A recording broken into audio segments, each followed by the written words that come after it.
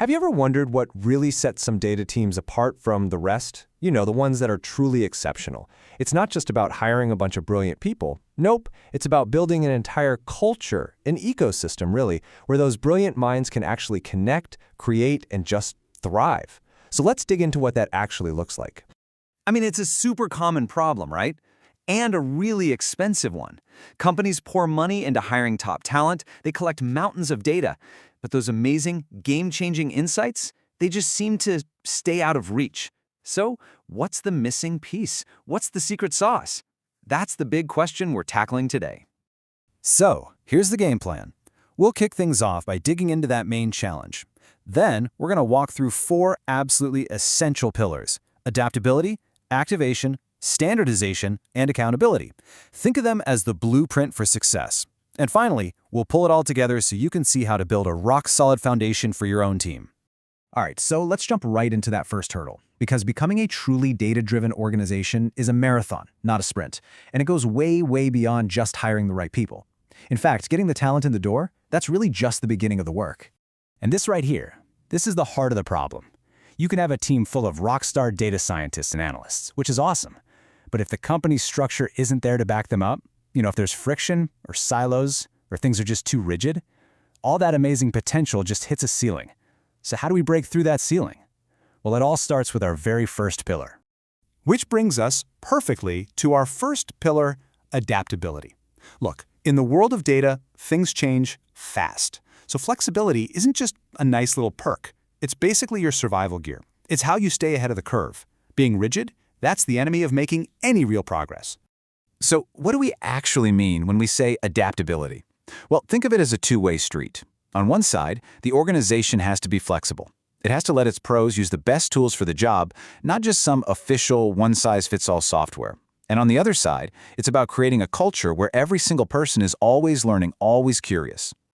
What's so cool here is how all these pieces fit together. See, having open platforms and flexible tools, those aren't just tech decisions, they're strategic ones. Think about it. They let you hire from a much wider talent pool because you're not stuck looking for people who only know one specific program. And that commitment to learning, that's basically your insurance policy against becoming irrelevant. And this is so important because it highlights the role of the individual. The organization can set the stage, for sure, but that fire to keep learning, that has to come from inside you. Honestly, for anyone working with data today, this mindset is absolutely crucial for staying relevant and successful in the long run. All right, let's move on to pillar number 2, activating your insights. Because let's be real, it's not enough to just find the answers hidden in your data. You have to make those answers easy to get, easy to understand, and most importantly, easy to use for everybody in the entire company. Activation is basically the bridge that connects the data team to everyone else. It's all about taking a really complex analysis and transforming it into something that, say, a marketing manager or a CEO can look at, immediately understand, and then go do something with.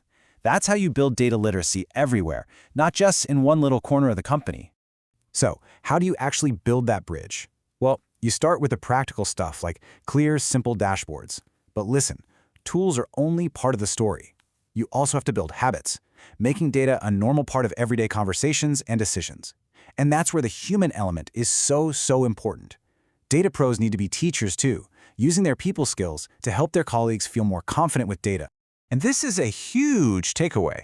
Communication is not a soft skill in the data world, it's a core skill, period. An insight that nobody understands or knows about, it's a wasted insight. Seriously, once you get this, it changes everything about how you see the role of a data professional. Okay, on to our third pillar, standardization. Now, I know what you might be thinking, doesn't that sound like the total opposite of adaptability? But it's not.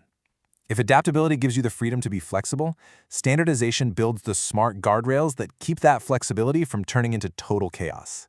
And wow, this slide just lays it out so clearly, doesn't it? On one side, without standards, it's a mess. You've got people working in silos, reinventing the wheel over and over, and just hitting roadblocks. But with standards, you get a culture where people can actually work together. Information flows, code gets shared and improved, and projects can actually build on each other and pick up speed. And this is how that culture actually gets built, one small step at a time. It's all about seeing problems not as annoying roadblocks, but as chances to create something new. When you figure out a clever solution to a problem, that doesn't just help your one project. It can become the new standard and totally change how the whole company operates. And that brings us to our fourth and final pillar, accountability. I mean, we live in a world that's driven by data, right? Huge decisions are made based on this stuff. So being able to trust the process and trust the results, it's everything. It's non-negotiable. So what we're talking about here is basically creating a crystal clear paper trail. Anyone should be able to look at a project and understand, okay, how did they get to this conclusion? What data did they use? What models did they run? It's how you build trust across the whole organization, by being totally transparent. And the ripple effects here are huge. When you have a culture of accountability, you automatically get more transparency. Your models become easier to explain to people. It boosts your security, and it makes sure that what the data team is working on is always lined up with what the business is trying to achieve. It creates this really clear line from the work to the results. And the thing to remember is accountability isn't some abstract concept. It's built through small, consistent daily habits. We're talking about simple stuff, like taking good notes, using the right tags in your metadata, and just writing down your thought process. These little actions add up and have a massive impact on the integrity of the whole organization. So we've covered the 4 big pillars. Now let's pull it all back together and take a look at the complete foundation you need to build a really high-performing data team. And here they are, all in one place. Adaptability gives you the room to grow and change. Activation makes sure your work actually makes a difference. Standardization gives you the efficiency to do more, faster.